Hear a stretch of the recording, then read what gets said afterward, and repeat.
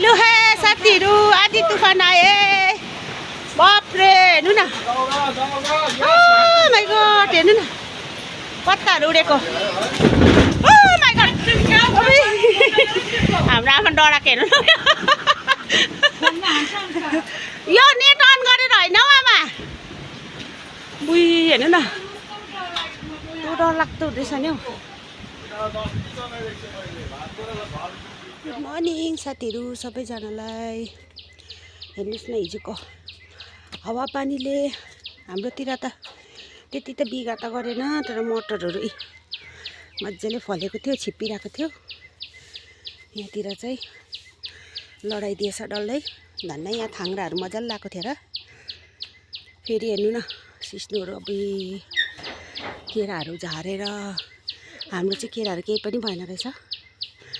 यो नानाहरूकोतिर चाहिँ डाङडुङ पार्दैछ त्यो उयोहरू अनि लाइटहरू पनि छैन बत्तीहरू पनि छैन है हामीलाई कस्तो डर हुन्छ नि हेर्नु न साथीहरू यहाँ भरे रुखै रुख छ भरे ढलेर सिधा घरमा आउँछ नि कति डर लाग्छ हावापानी आउँदा अनि उयो के अरे यो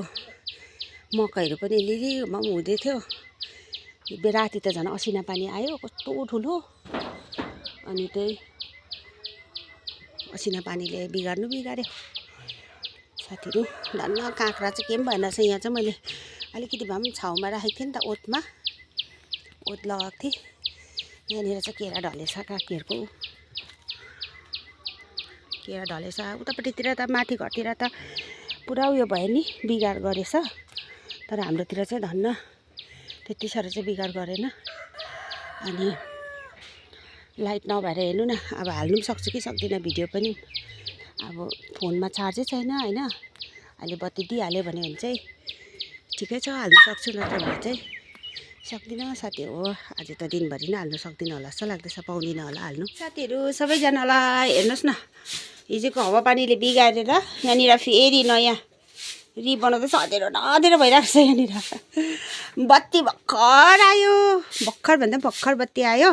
मेरो फोन त स्विच अफ दिनभरि पनि त्यस्तो हावाहरू आउँदै थियो तर आएन आउनु चाहिँ एकछिन चाहिँ हल्का चाहिँ आयो पानीहरू पनि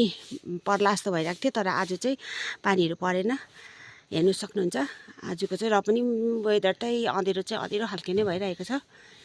म त कस्तो डर लागेको साथीहरू कस्तो डरलाग्दो हावा आएको